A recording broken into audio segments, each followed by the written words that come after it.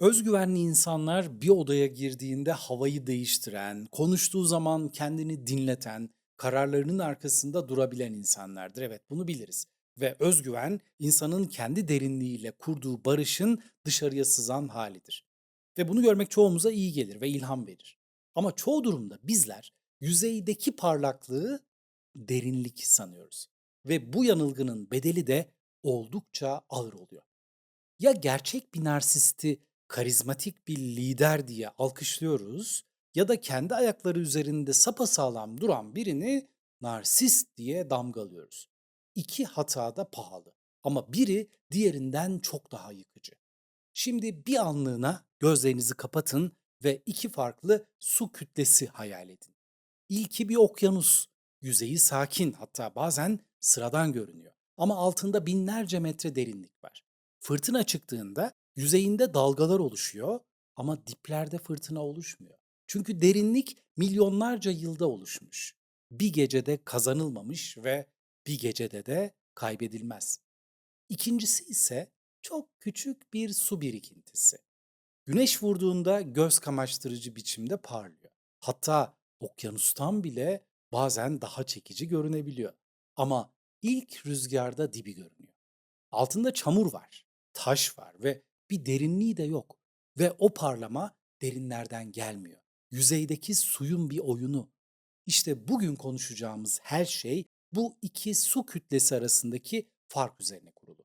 Derinlik ve yüzey arasındaki o ince ama hayati çizgiyi konuşacağız bugün. Gerçek özgüvene sahip bir insanı bir pencereye benzetebilirsiniz. Işığı hem içeri alır hem dışarı verir. Bir hata yaptığında o hatayı taşıyabilir. Yanılmışım diyebilir. Gerektiğinde geri adım atıp özür dileyebilir. Eleştiri onu paramparça etmez çünkü kendini var eden şey dışarıdan gelen alkışlar değildir. Bu kişi bilmiyorum dediği zaman küçülmez. Aksine büyür. Fakat narsist bir ayna gibidir ve sadece kendini yansıtır. Işığı içeri almaz. Bunu anlamak belki de hayatınızdaki en kafa karıştırıcı insanı nihayet çözmenizi sağlayabilir. Çünkü bir narsist için başarı bir hedef değil, oksijendir. Onay bir lüks değil, kalp atışı gibidir. Peki ya eleştiri? Eleştiri ise bir geri bildirim değil, varoluşsal bir tehdittir. Buna narsisistik kırılganlık diyoruz ve bu bir paradokstur. Dışarıdan bakınca en derin ve görkemli gibi görünen insanlar aslında içlerinde en derin boşluğu taşıyanlardır çoğunlukla. Bu boşluğu şöyle hayal edin. Sessiz ama durmadan kaynayan bir volkan. Lavları utanç, yetersizlik hissi ve terk edilme korkusuyla yoğrulmuş. Narsist bu lavın yüzeye çıkmasını engellemek için volkanın ağzına devasa, pırıl pırıl bir kapak koymuş. Dışarıdan baktığınızda muhteşem bir yanardağ görüyorsunuz. Ama biri o kapağa küçücük bir sopayla dokunduğunda, yani sıradan bir eleştiri, beklenmedik bir hayır cevabı ya da ufacık bir hayal kırıklığı yaşandığında o volkan bir anda patlar. Öfke, saldırganlık, orantısız bir intikam refleksi açığa çıkar ve siz üzerinize yağan küllerin altında durup tek bir soru sorarsınız. Ben ne yaptım şimdi? Bu soruyu sormaya başladığınız anda aslında hiç işlemediğiniz bir suçu da sahiplenmeye başlarsınız. Peki ama hepsi de aynı mı? Herkes böyle birden patlar mı? Hayır. Ve işte burada işler daha da karmaşıklaşıyor. Narsisistik spektrum tek bir yük taşımaz ama hepsinin ortak bir paydası vardır. Dünya onların etrafında dönen bir tiyatro sahnesidir adeta ve herkes, siz, ben, en yakınları birer figürandır. Büyüklenmeci bir narsisti düşünün şimdi. Sahnedeki en parlak ışığı üzerine çeken bir başrol oyuncusu gibi. Karizmatik, başarılı, mıknatıs gibi. Modern iş dünyası ya da politika bu profile aşıktır. Çünkü bugünün dünyası empati yoksunluğunu cezalandırmaz. Aksine ödüllendirir. Ama bu kişi yüksekten düştüğünde çok sert bir şekilde yere çakılır. Benliğine yönelik yapılan en ufak bir çizik bile abartılı bir yıkım refleksine dönüşür. Bir de kırılgan narsist var. Tam tersi bir görünümde. Büzülmüş, kronik olarak mağdur, dünya hep bana haksızlık ediyor diye için için köpüren biri. Sosyal medyanın anonim sayfalarında böyle zehirli yorumlar bırakan, Etrafındakileri gizli bir kıskançlıkla izleyen ama hiçbir zaman ben de bir şeyleri yanlış yapmış olabilirim acaba diyemeyen bir profil. Bu kişinin su birikintisi çok daha küçüktür belki ama çamuru daha koyudur. Kötücül narsist ise bu spektrumun en karanlık istasyonu. Bu kişiler yalnızca kontrol etmek istemezler. Yıkım da onlara zevk verir. İnsanları satranç tahtasındaki piyonlar gibi kullanırlar. İzole eder, bağımlı kılar ve sonra da terk ederler. Burada narsisizmin sınırları artık psikopatiyle iç içe geçer. Geri dönüşü çok güç bir karanlıktır bu ve belki de en sinsi olanı toplumsal narsisizmdir. Bir erdem maskesi takmıştır çünkü bu. İnsanlığa hizmet eden, fedakar bir kahraman rolündedir. Fakat amacı yardım etmek değil, yardım eden muhteşem insan alkışını duymak, ödüller almak, pohpohlanmaktır. Derinliği yoktur ama yüzeyi o kadar parlak cilalanmıştır ki onu sorgulamak bile neredeyse ahlaksızlık gibi hissettirir. 4 farklı maske ve tek sahne. Hepsinin altında derinliği olmayan aynı sığ su birikintisi. Tamam da madem bu kadar tehlikeliler ve zarar veriyorlar, neden milyonlarca insan onlara aşık oluyor? Onlarla yıllarca çalışıyor, onlara güveniyor. Çünkü bu ilişkiler asla bir kabus gibi başlamaz. Zaten öyle olsa kimse böyle bir ilişkiye başlamaz. Yol yakınken tak sepeti koluna, herkes kendi yoluna der. Ama narsist sizi tanıdığı ilk haftalarda mitolojik bir cazibe yayar. Sizi olağanüstü bulduğunu söyler. Sadece sizin anlayabileceğiniz bir derinlikte bağlandığını hissettirir. Dünyanın merkezinin siz olduğunuza inandırır. O sahte ayna öyle parlaktır ki kendinizi içinde adeta kaybolmuş halde bulursunuz.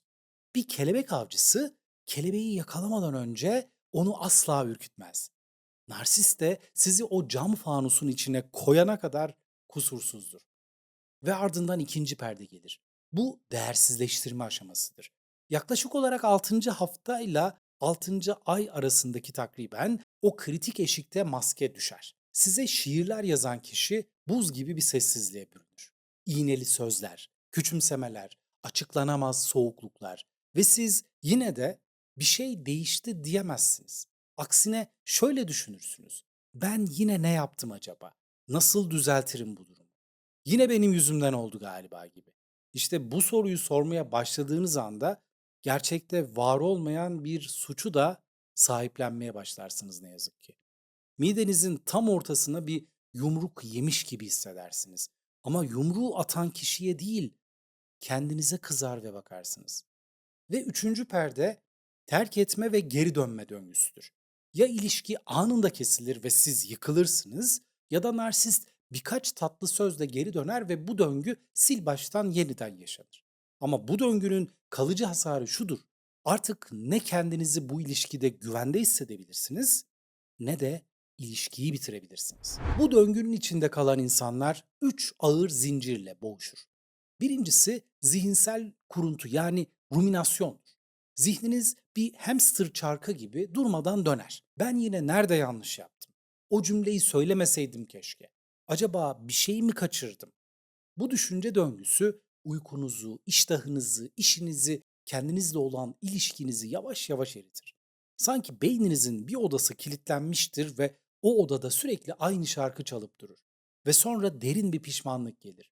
Bu ilişkiye verdiğim yıllar bana neye mal oldu dersiniz. Hangi fırsatları kaçırdım? Kendimden ne kadar uzaklaştım? Bu sorular bir gecenin değil, bazen 10 yılın, 20 yılın, 30 yılın yarasıdır. Üçüncüsü ve belki de en tehlikelisi öforik hatırlamadır.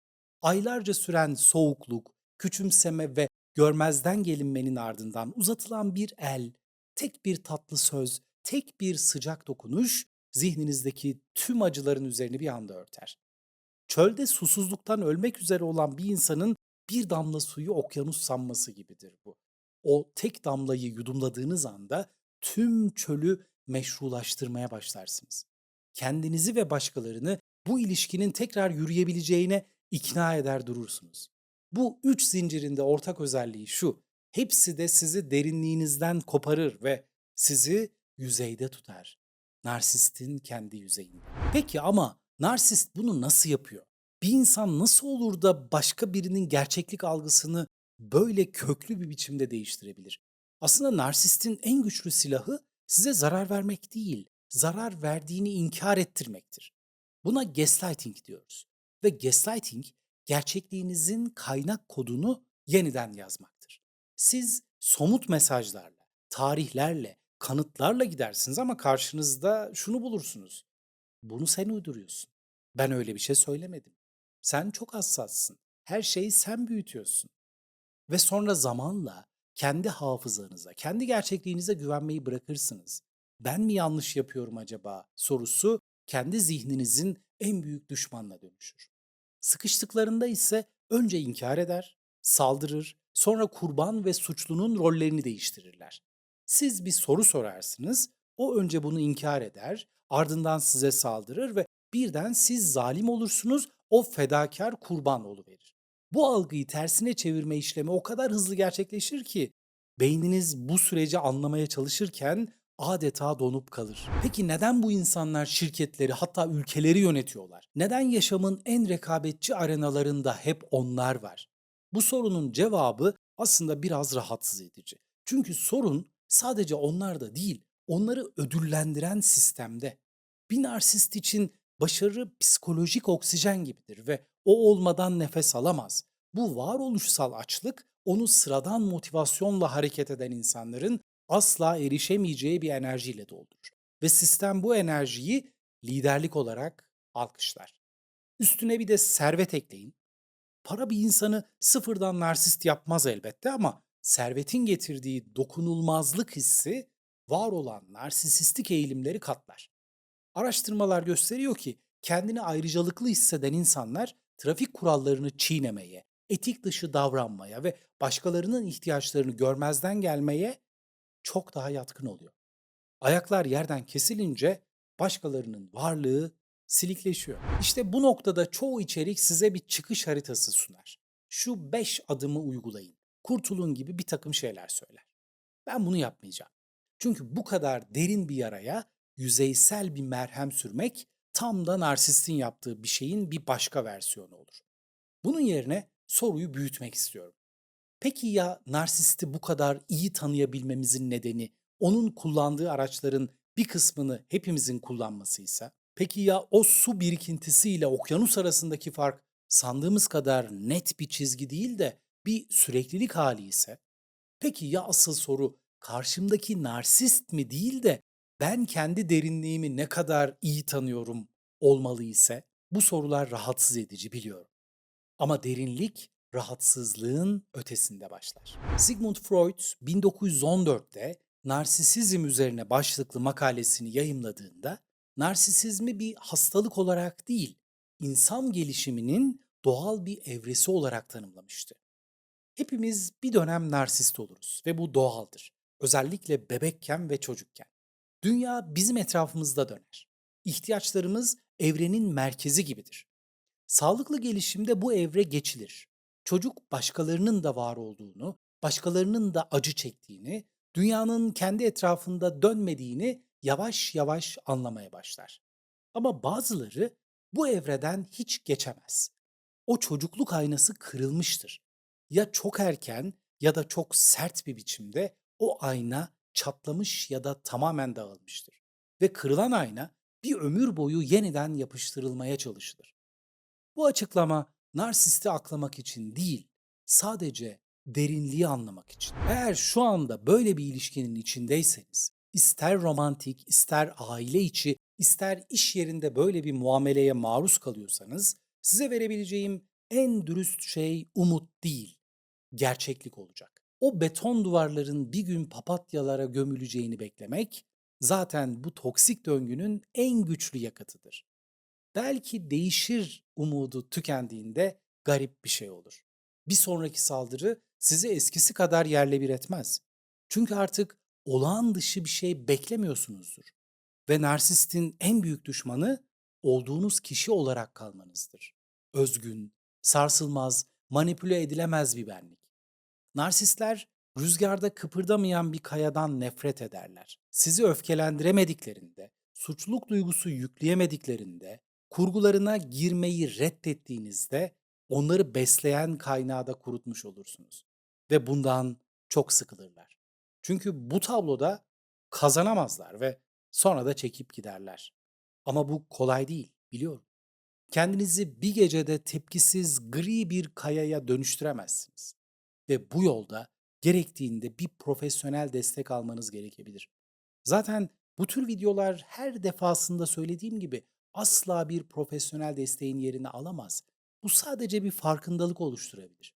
Bu yüzden tek başınıza yönetemediğiniz bir durumda mutlaka bir profesyonel destek almaktan da çekinmeyin. Şimdi tekrar o iki su kütlesini hatırlayın.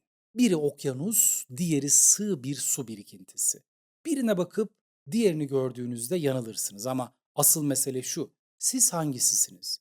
Derinliğinizin farkında mısınız? Yoksa küçük bir fırtınada tortularınız gün yüzüne mi çıkıyor? Işığınız pencereden mi geçiyor yoksa aynadan mı yansıyor? Bu soruların cevabını kimse size veremez. Ama sadece şunları sormuş olmanız bile belki de o derinliğe atılan ilk adım olabilir. Çünkü sığ sular kendilerine hiçbir zaman bu soruları soramazlar.